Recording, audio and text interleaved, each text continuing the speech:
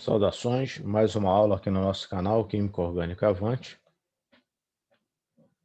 Hoje nós vamos ver a reação de adição de halogênio em meio aquoso, que para a síntese de compostos conhecidos como haloidrinas, e a adição de halogênio em meio alcoólico, que sintetiza alfa-haloéteres ou éteres alfa-halogenados. Essa reação ocorre entre um alceno e uma molécula de halogênio elementar, na presença de água, no caso, né, para a síntese de haloidrinas, e é uma adição do tipo anti. Quem tiver dúvida, a aula número 2 sobre reações de adição a alcenos nessa playlist, eu explico em detalhes essa questão de adição sim e adição anti.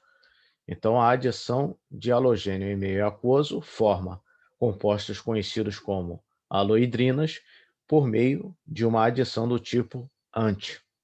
O produto, então, vai ser um álcool alfa-halogenado, em que o grupo halogênio, o átomo de halogênio e o grupo hidroxila estarão em lados opostos da molécula.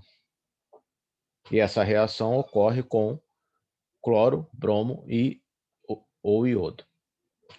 O mecanismo da reação é muito semelhante à adição de halogênio tratada na aula de reações de alcenos número 2 e número 1, em que a molécula de halogênio faz um ataque à ligação dupla de forma perpendicular, ocorrendo essa transferência de elétrons, formando o íon halônio, o mesmo intermediário da adição de halogênios para a síntese de halogenetos vicinais, e vai formar então o íon clorônio, bromônio ou iodônio. A diferença é que o ataque pode ocorrer por parte do íon haleto, que foi formado nessa etapa aqui, ou, estando a água presente, a água pode fazer esse ataque. Lembrando que tanto a água quanto o íon haleto são o quê? São nucleófilos e, consequentemente, são bases de Lewis, sendo que o íon haleto é uma base de Lewis muito mais fraca do que a água. Então, em solventes próticos, na presença de água, a base mais forte tende a ser um nucleófilo mais forte. Nesse sentido, a água é uma base mais forte, um nucleófilo mais forte que o íon haleto. Então, ela estando presente no meio, é ela que vai fazer o segundo ataque. Então, vai atacar pela mesma posição que atacaria o íon haleto, ou seja, a face oposta a esse átomo de halogênio com carga positiva, por meio, então, de uma adição que nós chamamos de adição anti. Os dois grupos vão se adicionar por faces opostas. Então, a água faz o ataque nesse carbono, essa ligação quebra, neutralizando a carga do átomo de halogênio, e aí você vai ter aqui o átomo de halogênio e a água em faces opostas. E depois, pela neutralização do meio, esse próton sai e você tem aqui a síntese da haloidrina.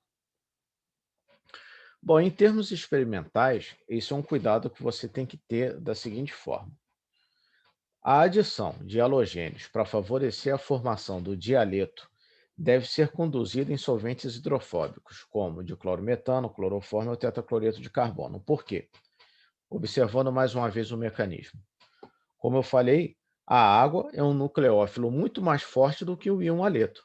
Então, se você não tomar esse cuidado de realizar essa adição em um solvente hidrofóbico e fizer num solvente que tenha muita água de hidratação, não é? O que vai acontecer?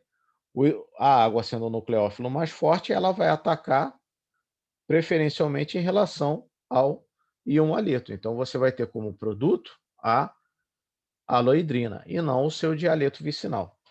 Por isso que quando o objetivo da síntese é a produção em maior rendimento do dialeto vicinal, essas reações precisam ser conduzidas sempre em solventes hidrofóbicos, né? Solventes que naturalmente já sejam immiscíveis com água. Agora, quando o objetivo da síntese é justamente a a preparação da aloidrina, né, quando o objetivo é justamente a síntese da aloidrina, aí então essa reação deve ser conduzida em misturas de THF e água, né, tetraidrofurano, água. Por que que não pode ser água pura? Porque normalmente os compostos orgânicos são insolúveis em água, né? As próprias moléculas de halogênio também são insolúveis em água. É necessário que, por exemplo, para você solubilizar iodo em água, você precisa adicionar iodeto de potássio, que aí vai formar um íon complexo chamado triiodeto de potássio, aí que ele vai ser solúvel em água, né? Então, mas o principal motivo é porque os alcenos, de modo geral, não são solúveis em água, são muito apolares. Então, você precisa do THF, que o THF ele apresenta uma polaridade intermediária que ele consegue dissolver apreciavelmente os halogênios, consegue dissolver apreciavelmente os alcenos, e ele é miscível com água também. Então, nessa solução THF e água, você consegue dissolver todo mundo, e aí, tendo água no meio, essa etapa aqui vai ser a favorecida. Você vai ter a formação majoritariamente da sua aloidrina, porque uma vez que a água está presente no meio, ela vai atacar em preferência ao íon halogênio, o íon halogeneto, porque a água é um nucleófilo muito mais forte. Então, aqui para exemplificar, não é? Se você deseja a preparação do dialeto, a reação tem que ser conduzida em solvente hidrofóbico. No caso aqui, DCM é a abreviação que nós usamos para diclorometano. Se o objetivo é a aloidrina, nós então temos que fazer a reação, realizar a reação em THF, água. Bom, mas essa reação aqui, mesmo você conduzindo, tomando esses cuidados, você sempre vai ter uma mistura da aloidrina com o dialeto vicinal. Essa mistura majoritariamente vai favorecer a aloidrina? Você vai ter muito mais de aloidrina do que dialeto vicinal. Mas você sempre vai ter dialeto vicinal em quantidades suficientes para te forçar a passar por uma etapa de purificação, para você ter a sua aloidrina. Existem esses reagentes aqui, que eles são reagentes empregados para favorecer quase que exclusivamente a formação da aloidrina. Por quê? Porque eles só têm um átomo de halogênio capaz de ser transferidos. E esses reagentes são as chamadas alosuccinimidas, como a N-clorosuccinimida. Esse pedaço aqui a gente chama de succinimida, né, que é a amida do ácido succínico. Então, isso daqui é a N-clorosuccinimida, que nós chamamos de NCS. Tem a N-bromosuccinimida, N-bromo, porque N-cloro, N-bromo e N-iodo, que é para indicar que o halogênio está ligado ao nitrogênio. N-bromosuccinimida, que é a mais comum de ser utilizada, por ela ser a mais barata, ser sólida e ter um custo melhor, tem um custo mais acessível, então a NBS acaba sendo a mais utilizada, né? E a N-iodosuccinimida, que abreviadamente chamamos de NIS. Quando você faz a reação empregando uma N-alosuccinimida, como por exemplo o NBS, em THF água, aí você tem a formação exclusiva da aloidrina. Por quê? Porque como você só tem um átomo de halogênio, você não forma cloreto. Você vai formar, na verdade, eu vou mostrar o mecanismo agora, a base conjugada da succinimida. Vamos olhar o mecanismo. A primeira etapa é muito semelhante à adição de halogênio normal. A N-alosuccinimida, ela ataca de forma perpendicular a ligação dupla, e aí você tem o mesmo movimento de elétrons anteriormente, é rigorosamente a mesma transferência de elétrons, vai formar o íon halônio, no caso aqui o bromônio. A diferença é que, enquanto na adição de halogênio elementar, você, nessa etapa, vai formar um ânion haleto, que apesar de ser uma base fraca, é razoavelmente nucleofílico, principalmente bromo e iodo, que são mais polarizáveis. No caso, quando você emprega uma N-alosuccinimida, você vai formar essa base conjugada aqui, que é a base conjugada da succinimida. Esta base conjugada, se você reparar, essa carga negativa está em ressonância com essa carbonila e essa carbonila aqui. Então, ela vai ficar distribuída por ressonância por 3 átomos diferentes, ou seja, isso daqui é uma base muito fraca e, consequentemente, um nucleófilo muito fraco. Então, ao contrário do íon haleto, né, ao contrário do íon haleto, ele não vai competir com a, a água para fazer esse ataque, tá? Em algum momento na aula, eu acho que mais para trás, eu falei íon halogeneto. Desculpem, tá errado, eu estou corrigindo agora, tá? É íon haleto, tá?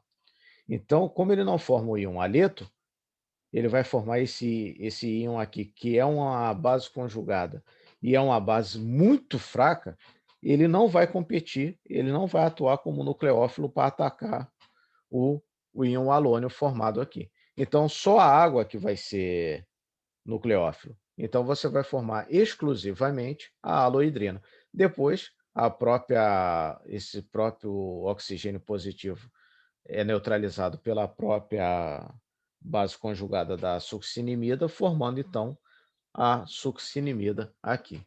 Então, as N-halosuccinimidas são os reagentes de escolha quando o objetivo da síntese é a haloidrina, porque ela favorece somente a formação da haloidrina. Aqui um mapa de potencial eletrostático dessas halosuccinimidas, onde pode-se ver, nesse caso aqui, ó, eu espero que consiga ver que esse é o cloro, esse é o bromo, esse é o iodo. Dá para ver pelo tamanho, que o iodo é maior que o bromo, que é maior que o cloro. Esse azul aqui, né, lembrando que nesses mapas de potencial eletrostático, o azul está positivo, né, uma região de baixa densidade eletrônica e carga parcial positiva, e o vermelho é uma uma região de alta densidade eletrônica, alta densidade de carga negativa. Então, pode-se ver que por conta desses oxigênios aqui serem bastante eletronegativos, né, e ainda mais ligado ao nitrogênio, pode-se ver que esses átomos de halogênios eles são eletrofílicos nessa região aqui. E, mesmo assim, ó, por eles estarem verdes e não vermelhos, isso quer dizer que eles são deficientes em elétrons. Então, por isso que essas N-halosuccinimidas possuem átomos de halogênio eletrofílicos e são tão reativas quanto frente a alcenos. E como que elas são preparadas, né? Elas costumam ser preparadas assim. A N-clorosuccinimida e a N-bromosuccinimida são preparadas a partir da succinimida, em que primeiro se reage com hidróxido de sódio, né? E o hidróxido de sódio vai formar a base conjugada aqui, e depois, tratando com cloro elementar ou bromo elementar, aí você vai ter um ataque nucleofílico desculpa, vai ter um ataque nucleofílico do nitrogênio que vai estar negativo, depois de reagir com hidróxido de sódio no halogênio, e aí vai formar a N-halosuccinimida mais o halogeneto inorgânico aqui correspondente, né? Então, por exemplo, no caso da preparação da N-clorosuccinimida, vai ser succinimida, hidróxido de sódio, cloro elementar, vai formar N-clorosuccinimida e cloreto de sódio. No caso do bromo, vai formar N-bromosuccinimida e brometo de sódio. Já a N-iodosuccinimida, ela não consegue ser preparada por esse método diretamente, né? Porque o iodo de cloro e iodo, desculpa, cloro e bromo, eles têm reatividades sempre muito próximas, né? Normalmente todas as reações que dão certo com cloro vão dar certo com bromo também. Agora o flúor e o iodo, eles já costumam se distanciar um pouco mais. Então isso é evidenciado nesse caso, que a N-iodosuccinimida você já não consegue preparar diretamente como a N-clorosuccinimida e a N-bromosuccinimida. Então ela tem uma preparação indireta. A succinimida reage primeiro com hidróxido de amônio, formando o sal aqui de amônio, que depois é tratado com uma solução de nitrato de prata. Essa solução de nitrato de prata faz com que você consiga isolar o sal de prata da succinimida. Aí, depois, esse sal de prata da succinimida isolado é tratado com iodo elementar, que aí você vai ter uma reação aqui de dupla troca, a N-iodo-succinimida e o iodeto de prata, que vai precipitar na solução. Então, essa é a síntese da N-iodo-succinimida. E essas N-iodo-succinimidas, elas também, desculpa, essas N-alo-succinimidas, elas também são úteis para preparação de alfa-haloéteres. É só você substituir a água por um álcool de interesse, como, por exemplo, o metanol, o etanol, o isopropanol, normalmente são álcools de baixo peso molecular. Então, o alceno mais a N-alosuccinimida, nesse caso aqui eu usei como exemplo a N-bromosuccinimida, reagindo na presença de um álcool, né? Normalmente, aí, nesse caso, você até emprega o álcool como o próprio solvente da reação, porque o álcool consegue dissolver bem as N-alosuccinimidas e o próprio alceno. Então, você vai ter aqui, por exemplo, a síntese de um alfa-bromo-éter, né? O mecanismo é rigorosamente o mesmo, onde você tem o ataque da N-alosuccinimida de forma perpendicular, formando o íon halônio, nesse exemplo, o íon bromônio, e aí a molécula do álcool, que é um nucleófilo, muito mais forte do que a base conjugada da succinimida. Isso daqui não é nucleofílico, porque é uma base extremamente fraca. Então, ele vai atacar aqui, a molécula do álcool vai atacar esse carbono, vai quebrar essa ligação, neutralizando a carga positiva neutralizando a carga positiva do brometo, né, desse bromo positivo. Depois a reação de neutralização, e aqui você vai ter o alfa-halo-éter. Bom, antes de encerrar a aula, eu vou fazer só um comentário aqui, que é o seguinte. Caso alguém tenha percebido, no caso da síntese das N-alosuccinimidas, eu falei que a primeira reação, você tem aqui uma reação ácido-base e vai formar vai formar a base conjugada, né, da succinimida, né? E é essa base conjugada da succinimida que vai atacar a molécula de halogênio como se fosse um nucleófilo. Caso isso possa gerar dúvida em alguém, que eu já falei várias vezes que ela é um nucleófilo muito fraco, aí o aluno tem sempre que considerar que muitas das vezes nós falamos esses conceitos sempre em termos relativos, nunca em termos absolutos, né? Então, a base conjugada da succinimida, da succinimida, ela é um nucleófilo muito fraco, né? Ela não é nucleofílica quando você compara com água e halogênio. Agora, a partir do momento que no meio ela vai ser, como nesse caso aqui das sínteses da N-alosuccinimidas, né? Como nesse caso, vou até usar aqui como exemplo, que já está pronto aqui, o íon da succinimida com prata. Quando no meio ela é o único nucleófilo presente, então, havendo um eletrófilo, é ela que vai reagir, porque ela é o único nucleófilo presente, então você vai ter a reação, tá? Então, quando nós falamos assim no mecanismo que ela não vai ser nucleofílica, é sempre no sentido relativo. Ela não vai ser nucleofílica nesse meio, porque nesse meio existe um nucleófilo que é muito mais forte do que ela. Então, na presença de um nucleófilo muito mais forte do que ela não vai reagir, né? Mas quando ela for no meio o único nucleófilo possível capaz de reagir, então ela vai reagir como nucleófilo. Espero que, caso essa dúvida tenha surgido em alguém assistindo essa aula, eu tenha sanado, tá bom? Então, obrigado, bom estudo.